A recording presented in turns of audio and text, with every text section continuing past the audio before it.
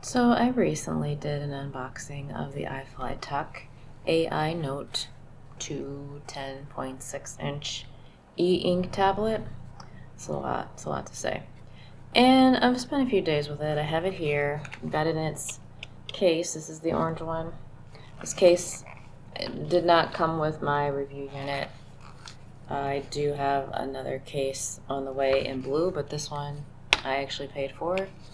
So, because I wanted to make sure I didn't destroy the device before I could really understand and appreciate it.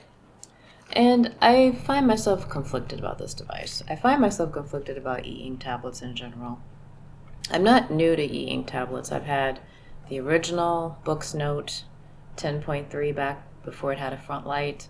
It's in my house somewhere. It won't even power on because I used it so much. I ended up with a Note Air something after that, 2, 3. I have no idea. There have been so many Airs. That was a black and white device. I bought the Tab Ultra C, which I have here. It's a color device, as you can see. That was my last e-ink. I have 2 8-inch devices that I bought from Boox as well. I have the Nova something, which was a black and white 8-inch e-ink reader, and then I have the Nova Air C, which was a color 8-inch device. So I've had a number of e-ink readers. I have the Kindle Scribe. I have a couple of pocketbook devices, the 6-inch black and white e-reader and the 8-inch color e-reader. So I'm not new to e-ink.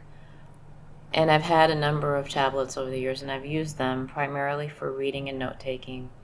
And I find the category fascinating because, as you'll see as we go along, there's some limitations and some benefits, and you kind of have to give yourself some grace to understand what's important for you. The iFlytek really excels at being, even in its case, excels at just being super thin. You've got, with this case, you've got a loop that you can use to make sure you can keep your tablet and your pen together. I can't tell you how irritated I was by the case that didn't come with it, the case that was available for the Tab Ultra C. This case got the cutout for the camera because the Ultra C has camera. It's just a magnetic basic case. Can you tell I like orange? I kind of like orange. It's one of my favorite colors after purple. I'm a fan of orange. So this case I stopped using because it doesn't have anywhere for the pen to go. Sure, the pen can kind of latch on magnetically, but that's a recipe for disaster. You spend good money for a good pen, and you want it to be able to connect to your tablet and not be lost just because you accidentally knocked it off when you were somewhere. So this case I don't use. I keep the Tab Ultra C in this plastic clear case because it's got a holder for the pen. So I appreciate that this case for the iFlytek has a pen loop. That's at least a benefit. I have used e-ink tablets a lot over the past 5 or 6 years, and I've just come to a place in my life where I realize that they're really made for specific use cases that are almost always no longer me. That is, if it ever really was me. I think the idea for me of e-ink was it's supposed to be better for your eyes, less strain, right? Less blue light flashing in your face. With the ones equipped with a front light, my original Note didn't have a front light, so I bought book lights, with warm lighting so I could use them in the dark. And as I do most of my reading, I live in the Midwest, so this time of year it gets dark at like 4 o'clock. So there's ample time for it to be dark. And even in a corporate setting, if I wanted to use my e-ink tablets in a corporate setting, it's not always perfect lighting in all of the meeting rooms, especially if they decide they want to show a video or do slides and they dim the lights. It's not always the best. The prime situation for a corporate meeting is you're in a meeting room, it's well lit, everybody's got their laptops out, and you look smart because you've got your pen and you've got your e-ink tablet and you're taking notes and you're recording audio and you're transcribing and you're doing all the things. And those are great use cases. I just found for me that I could kind of meet them with other devices and in other ways. But I do think there's a place in the world for e-ink tablets, even at their very high price point, which is to me one of the biggest disadvantages of the e-ink Android tablets, or the e-ink tablets in general, because they don't all have Android. But whether you get one that's Android equipped or not, they're not cheap. And you really want to be sure that the use case that you have in your head is the use case you're actually going to use it for, or you're going to spend money on something that you didn't need to spend. So let's take a closer look at this iFlytek, this super thin device with this case. This case sold separately, by the way, unless you happen to get a special bundle. But let's take a closer look at this thing and see if maybe the use cases you're thinking about are really the right use cases to spend the money on this device. Okay, so I want to start my first look at the iFlytek right here, the AINote 2 10.6, with a comparison to a device that's in some ways the most similar and in some ways very dissimilar, the Kindle Scribe. And the reason why I'm starting with the Kindle Scribe is because the basic premise of both of these devices is that they are pen-enabled note-taking devices that you can also read on. Now, you could argue that the Kindle Scribe is an e-reader with note-taking capabilities, and I won't fight you on that. The Kindle Scribe is a very interesting device in the grand scheme of all the e-ink tablets that are out there. This current generation that I have here is the original one. I don't have the second gen and I don't have the color. This is just the original Kindle Scribe. I have a vague thought about upgrading to the color version when it comes out, but I haven't made up my mind on that yet because I really don't use the Kindle Scribe all that often. The note-taking capability is pretty basic. So I'm showing here the pen options. So with the Kindle Scribe, you have pen, fountain pen, marker, and pencil, and then you have 5 levels of thickness. You have the brush, and then you have an eraser, you have a lasso tool, you have some selection tools and some redo, undo, and then you can move this panel to the left side. I'm left-handed, so I keep the panel over here. With the iFlytek, you have a little bit more options with pens, and I wish they were all labeled, but you've got, I'm going to call them what I think they are. You've got a ballpoint pen, I think, a fountain pen. This is maybe a mechanical pencil. I'm not really sure. This is another kind of, maybe this is also a type of really thin pen or really thin pencil. You've got your traditional pencil, you've got your marker, you've got your brush pen, and you've got quill. And then you have eraser, erase or erase selection, and you've got 5 sizes, and you've got the 4 sizes for the eraser if you're using this one. So a few more options in terms of pens, which you can write with here, which I think is nice.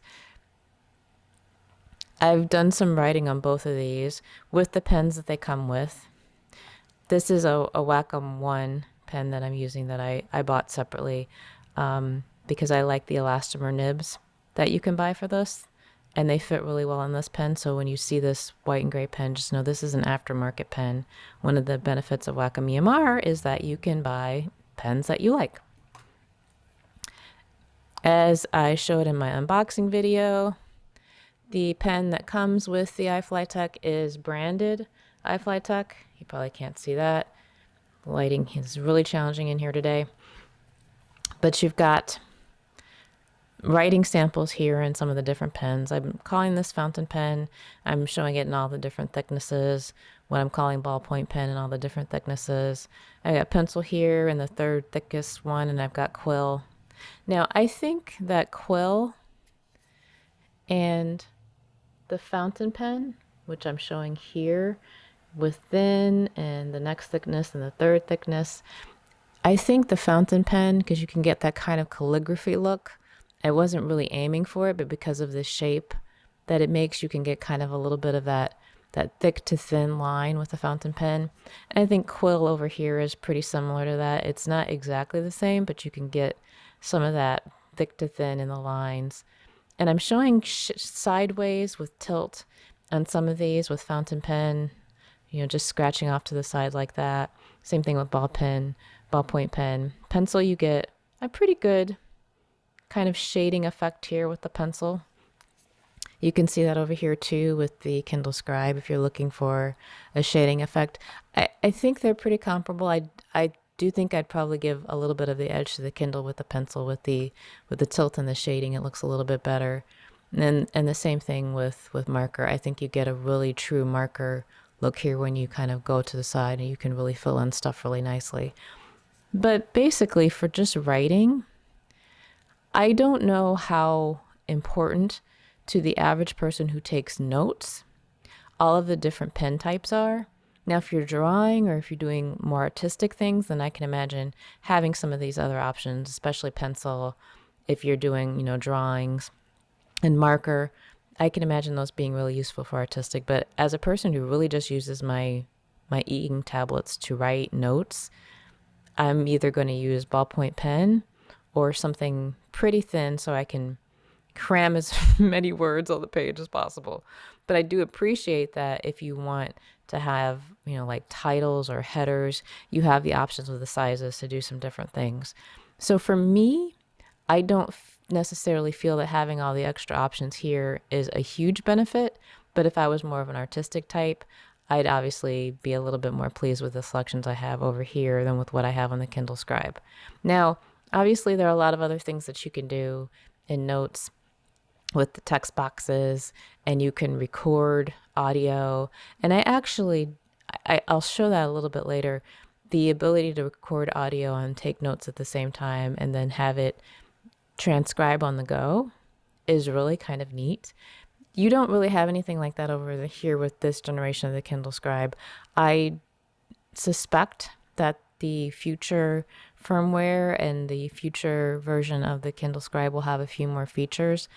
But right now, this is really just all about writing and reading, maybe taking notes on your books. You have your note pages and you have folders, and that's really pretty much it. If I go into the more section here, the only other real thing you have is the web browser. And it's a very basic web browser. If you're just wanting to read like articles, it's perfectly fine. Can pull up. It tells you unless you tell it to not show it again, it tells you every time. This browser has limited memory and is intended for use with simple websites. Sites with animation or other complex features may load poorly or not at all. And that's pretty much true. For the mobile version of a page like this with TechMeme, it's great. You can click on articles, they'll open up. It's pretty reasonably fast if you just want to. I'll try to launch the CNBC article here and see. Yeah, that's reasonably fast. The scrolling is kind of choppy compared to what you'll see on some of the other tablets, but that's really all you get with the Kindle Scribe. You get a very basic web browser, and you get your note-taking, and then obviously all of the reading and Audible features that you get with Kindle. So if you're okay with basic note-taking features, then I think the Kindle Scribe is okay for what it is if you're more focused on reading. But here, with just this note-taking app, you have so many more things that you can do, so many more features. You've got AI features you can summarize. I can show you. Took a couple of notes on the sermon that was being preached. You may not be able to tell this, but it's showing 43 minutes and 17 seconds of a audio recording because I recorded most of the sermon. I think I missed the first few minutes or so. But if I open this up, you can see some of the transcription. I could continue recording from here if I wanted to. Obviously, I don't because the sermon's over. You can insert all of this text into your note, which I think would be a lot if you're recording a lot. The recording itself is less interesting to me as much as, and these are handwritten notes that I took while I was listening. When you have it going, it's just constantly transcribing live. And I will say, I do want to comment on this. When you have this going live, I think this can be distracting I kept it going. I kept it showing the whole time. And you see where my notes are. It starts here because I had this window open the whole time. My notes started here because I kept this window open. I think it could be distracting. You can close it up. It can be distracting to people around you too, even more so. I was sitting next to someone who I'm sure was like, what is this chick doing? She's clearly taking notes, but what is happening? Because it is just constantly going and words are just kind of spinning on the page as it's deciphering what's going on. And I do think that could be a little distracting. I think it's great if it's just you, but if you're, sitting, in a row with people, but you get a summary, you can ask for it to create meeting minutes for you and summarize it, and it will do it. It's pretty useful to have it summarized. Now, I want to comment on the summary. It's using, according to the documentation, it's using GPT-5. And I think that's interesting because before I ever got this tablet, I had a Plod device that I used to record sermons and transcribe them and summarize them. And the Plod notes, using supposedly the same GPT-5, I think are superior to what I get out of this tablet. I can try to insert some samples of what that looks like so you can see what I mean, but just in general, I think the summary, if I had never used Plod, I'd never done any kind of recordings and summarization with Plod, I'd probably be pretty impressed with this. It got the scriptures right. It got the main points right. Oh, I'm writing on it. It got the main points right. It got, it even put some summary information at the bottom about things to consider, which I can't get it to scroll right now. There we go. At the end of this, it has some things to consider.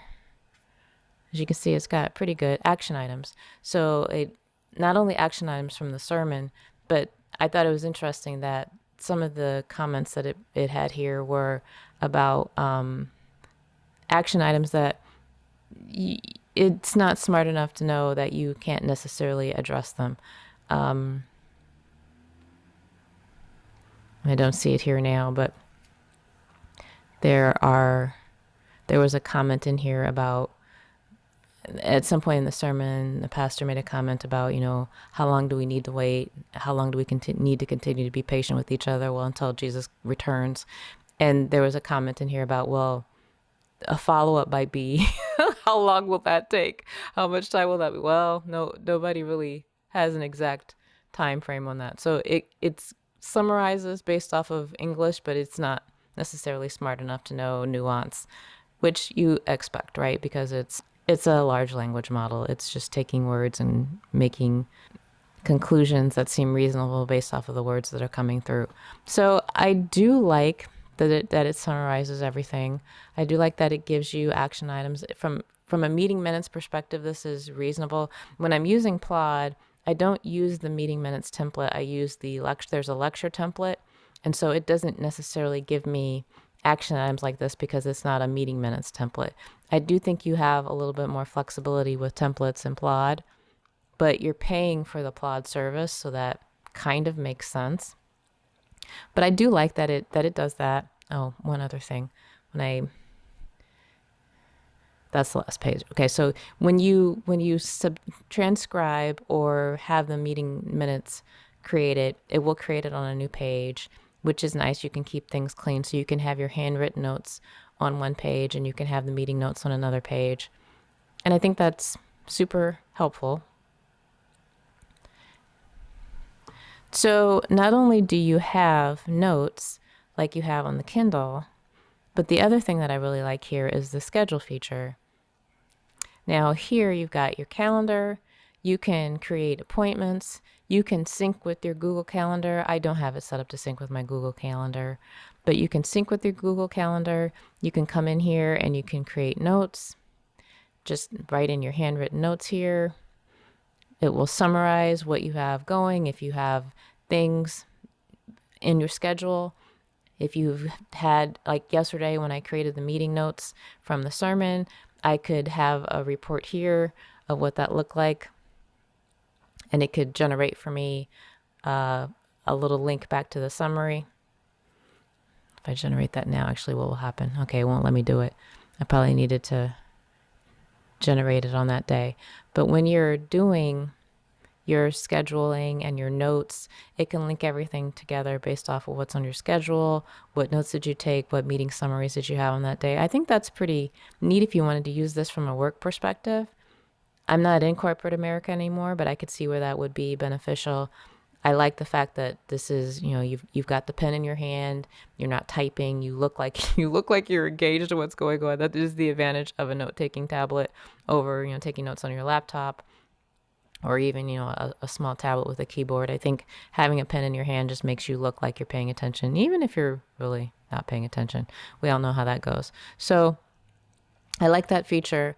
I also like that this has tasks.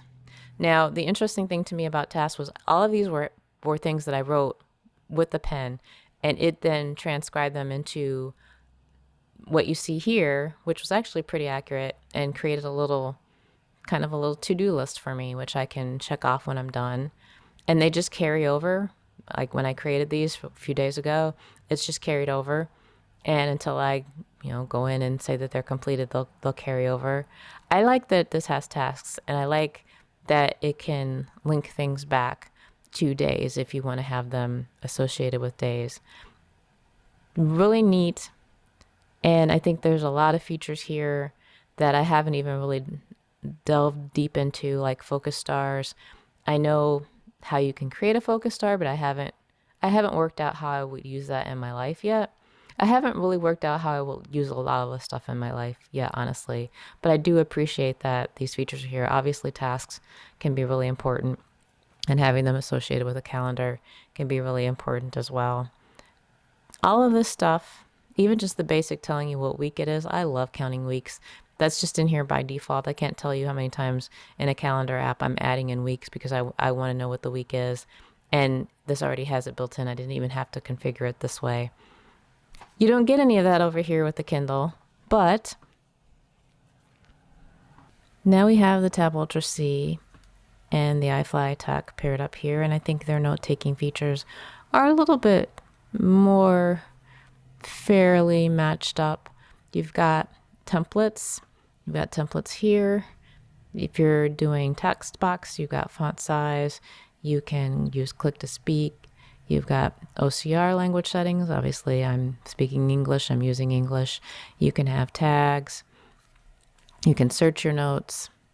I've already mentioned that you can do audio notes and you can transcribe them. And you have a lot of features over here as well. You've got your AI features with the Smart Scribe. You can do text recognition, shape perfection, lasso recognition.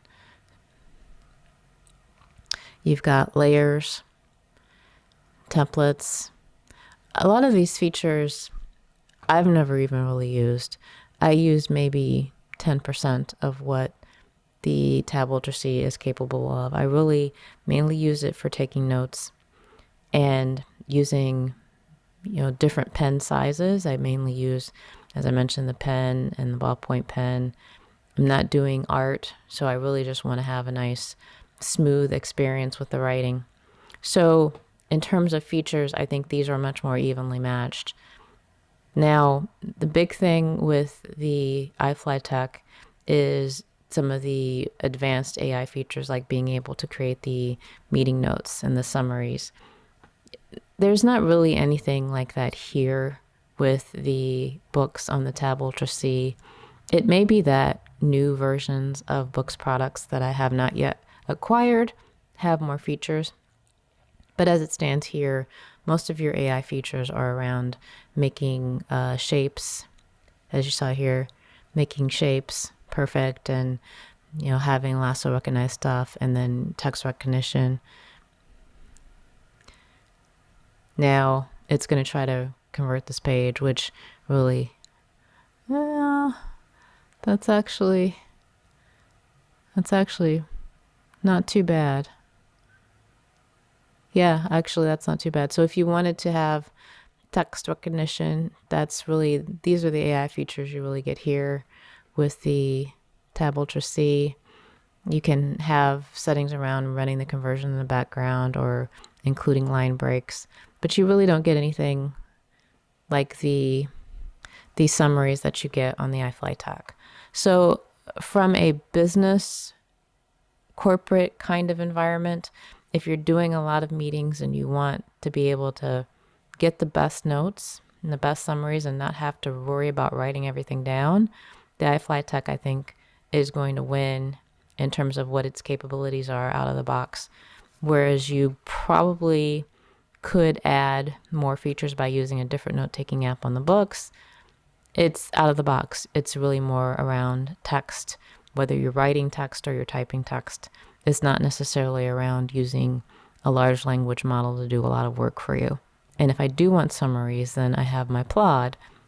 With the iFlytek, you can get some of the features of, the great note-taking that you get with books, but also some of the summarization and large language model features that you get from Plod. So you can kind of get the best of both worlds in one device, which if you're willing to pay, because the iFlytek is not exactly a cheap device, you can pick up a Plod for less than a couple $100, and it comes with, a certain amount of time, and then you can buy more time as you go on. It could be that over time, if you're doing daily notes, that this actually makes more sense because it's built into the tablet and you're not paying for anything extra. So in terms of other features, again, the Tab Ultra C is a little bit more neatly paired up with the iFlytek because of the ability to have Google Play. Now I've had this Tab Ultra C pretty much since it came out, so I've got a lot of apps installed on here. Some of them work better than others.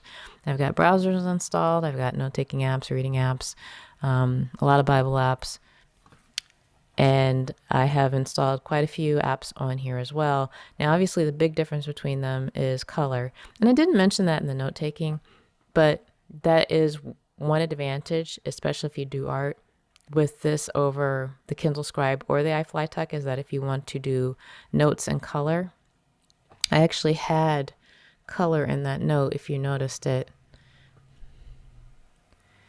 We've got color here, we got blue and purple and more purple and green here.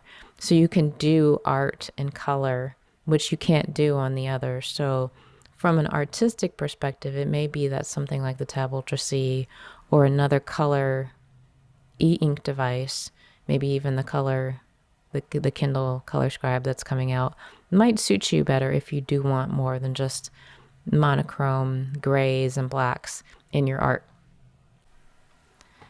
Now, when it comes to the apps, obviously the Tab Ultra C is a much more formidable competitor to the iFlytek than the Kindle, because the Kindle doesn't have any apps other than that web browser that I showed you earlier.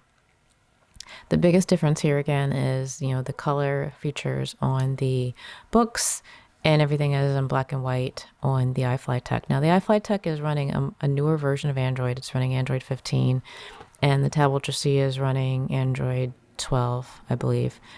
And most of the time, that doesn't really matter. Whatever apps are going to install. But the apps that you have available to you are going to depend on the hardware. And I've noticed that some apps I've tried to install on the iFlytek, for whatever reason, even if they exist on my Ultra C, I haven't been able to install them. For example, I have Substack installed over here. I can't install Substack on the iFlytek. It tells me my device doesn't support it. Now, I could probably sideload it. It would probably work, but I haven't tried to sideload anything. I haven't gone through the process of trying to do that. But I have noticed that there have been a couple of apps like that I've gone to try to install, and it's just not supported for whatever reason.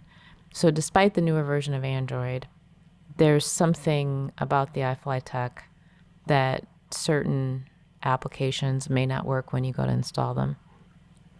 But in general, reading apps that I'm interested in have all installed pretty much fine, have worked. Now, I do want to say that I appreciate iFlytek paying attention to the struggles of their users, because when I first got this device and I tried to install a bunch of apps that required me to log in with an account, I couldn't do it. It would fail. It would just crash every time I tried to enter in my email address or my password. It would work when I first installed Dashlane, because Dashlane has autofill, and I could get around it with autofill until it got to the point where Dashlane would then ask me to log back in, and then I was just hosed. I couldn't do anything.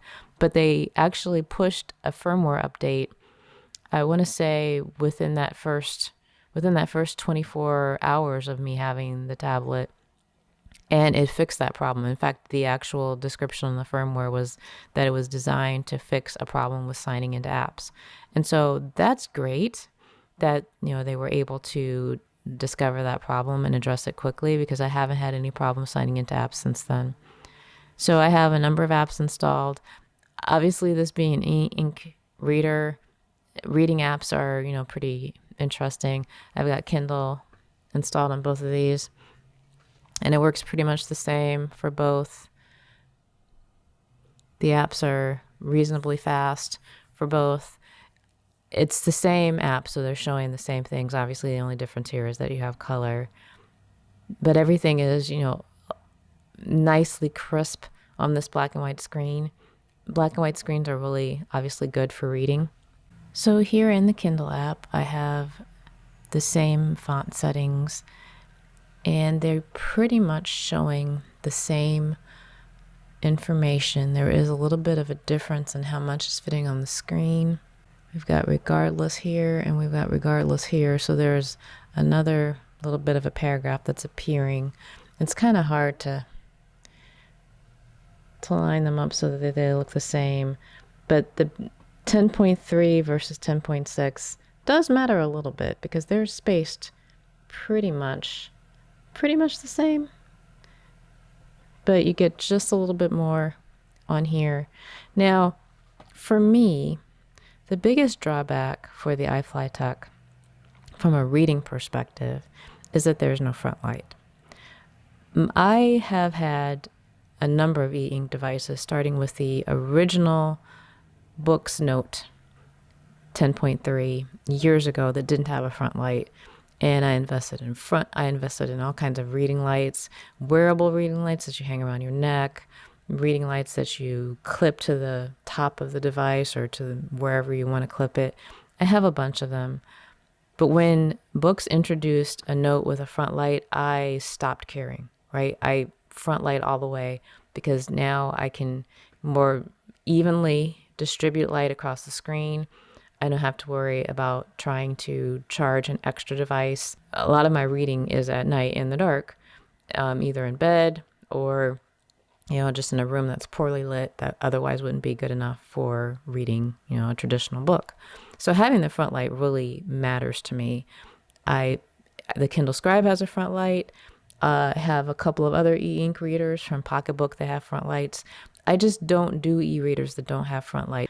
And so even though the screen looks great, and even though the device is super thin, I personally would rather have it just a little bit thicker to get a front light. Now that's me. I know there are people out there that are like, no, give me thin, give me light. I only read during the day, or I'm going to read, I'm going to use it to take notes in a corporate environment, and I'm only ever going to really need to see the screen during the day, and I don't care about it not being able to see it in the dark. God bless you. I am so happy for you. But for me, I need a front light. You can make it as blue as you want, as orange as you want, whatever. I just need one. And so the iFlytek not having one is a huge drawback for me. Because again, I'm just not going to read. I don't find myself reading generally where there's perfect lighting, and I don't really want to have to worry about, well, where did I leave my book light? Or, is my book light charged? So to me, that's the biggest drawback of the iFlytek, but the text looks fantastic. When you have good light, it does look better on the iFlytek than it does on the Boox. And that's because the Boox is a color device, and you just don't get that perfect text like you do on a true black and white monochrome e-ink device. You just get that really beautiful, nice text. So it looks great. So if you have perfect lighting and you're not worried about reading in the dark, iFlytek just looks better. You can also get Boox devices that aren't color that look great. There's a 10.3 device that's just a little bit thicker than this one that doesn't have a front light, and the text on that looks great as well. So that's something to consider for reading. You get better looking text, but you get the drawback of needing to worry about lighting. So both of these devices have these little navigation balls. They function a little bit differently. With this one, you've got, different options to refresh the screen, to go to multitasking, to power off the device, to go back, to do a whole bunch of different stuff. I really mainly only use it when I open it up to go back or to refresh the screen. But if I get it right, you double tap in the middle, it'll take you back home. Here you don't have a double tap feature, but when you open it up, you can go into multitasking, you can go back, and you can also go home. Home on the iFlytek is always this page. I wish I looked in the settings to see if there was some way I could have it default to the apps page as the home page, but it doesn't. You always come back here and then you have to go into apps. So I made a promise to myself after buying this Onyx Boox Tab Ultra C that I would never, I know you should never say never, but never, at least the way things were then and as they are now, buy another e-ink tablet, because I think for what I get, and this is specific to me, I don't find it to be worth the expense. E-ink tablets are very expensive, $500, $600, $700, depending on size and features and manufacturer. The Boox devices are very expensive. The 13-inch ones are even more outrageous. And while I appreciate the screens for being easier on the eyes and allowing me to read books in the dark with the front light and allowing me to take notes with a Wacom EMR pen, which I love Wacom EMR. If you've watched any of my other videos on EMR devices, I consider it to be the gold standard. But all I do is take notes. And I have a lot of devices. I have Samsung devices. I have an iPad. I have a Pixel phone. I have my Windows devices. And in order for me to really benefit, I need an ecosystem that can kind of transcend one device. So while the Boox note-taking app is great, and yes, I can see my notes on my phone and my tablet. I can install the Boox app and see them. I can't do anything with them, right? I can't edit them. Even on my other EMR-enabled devices, I can't go in and add to them with the pen that, comes with those devices or use, whatever pen. It's locked to this ecosystem. I can't do anything with it beyond just look at them. So if I want to be able to sync and update my notes, I need an app that will allow me to do that across platform. I need NoteShelf 3 or Good Notes or even Samsung Notes, which you can use on Windows. Granted, I can't use that on the iPad, but just being able to use it on more than one device to me is really important. And although some apps like OneNote are pretty well optimized on Boox, to use them, it's not as enjoyable as having something that just works really right for that device. And so it's going to be kind of the same situation here. The Notes app here I think is great, and if you're okay with your notes being locked to one device and you can look at them on your phone or your other tablets, but you can't edit them, if you're okay within that living within that restriction, then it's great. I think this kind of device, if you want to use it for reading, you're okay with buying a book light, you want to use the Notes app, you want to take advantage of the transcription and the translation and the AI summaries, I think it could be really worth it, especially for someone in a corporate environment who does a lot of meetings and wants something thin and light that doesn't look obtrusive in a meeting setting. I think this could be really useful. The fact that it is black and white means the text looks really great. And if you're just taking notes, in meetings, you don't care as much about having color. It's not that big of a deal. Then I think something like this could be useful. But for me, because I want to be able to access my notes and update them across platforms, because I want to be able to do more with my device than just have it all be locked in one place, because in the case of the iFlytek, I do want to be able to read in the dark and not worry about a book light. I wouldn't spend the money on this. You have to ask yourself the question, are you the kind of person to be okay with having your notes locked onto one device in terms of editing? Are you okay with some of the restrictions of hardware that don't let you install all the apps that you might want to install? Are you okay with not having color? Are you okay with not having the front light? It's an expensive device, $600, $650 when the sales are over. The pre-sales and the pre-orders and the Black Friday sales, this thing is going to be a little bit cheaper and a little bit more of a better value. But when the price goes back up to $650, that's a lot of money to spend on something that you really only use to take notes and read. And maybe you do a lot of that and that's worth it to you. But I found I could just keep my older e-ink for reading. I have, little smaller devices that I actually do a lot more of my reading on nowadays. And I don't take notes on the books anymore. I take notes in NoteShelf. I take notes in GoodNotes. I take notes in Samsung Notes, so I can edit it and use it on multiple platforms. I don't want to be locked into Onyx's Note app, as good as it is and as much as I like it. And as much as I enjoy writing on this, because the writing feel for these two, or actually the three, when we get into the notes and how it feels to write, it feels really nice to write on this. The scratchiness, the sound that you get when you write on it, the resistance and the grip with the iFlytek and the basic screen that you get here, and the ability to use a little button to erase. I love the way this feels. I like the ability, with EMR to use a variety of different pens, the rubbery grip of this elastomer nib. Writing on these e-ink tablets with their screens, especially as kind of a scratchy textured one like this one, or even the Kindle Scribe screen, which is a little bit more textured than the very smooth screen of the Tab Ultra C. When you get something with a really nice feel, you want to write on it. So I'm not taking anything away from the writing experience, especially on this iFlytek. I think it feels great. I think this pen and the screen feels great. But in the end, for me, it's just, what do I do once I've got the notes in here? Where do I go with them? What do I do with them? I can export them as files, but I want to be able to access and manipulate my notes anywhere. So for me, just having a good feel isn't enough. In the end, I found I'd rather put a paper-like type screen protector on a tablet and use that to take notes. And I can read on a smaller size device with a front light. And that's really how I've been living. I have a small 6-inch and a small 8-inch e-reader. And I don't really use my Tab Ultra C anymore. I had to go pull it out, blow dust off of it to do this comparison with the iFlytek. Same thing with my Kindle.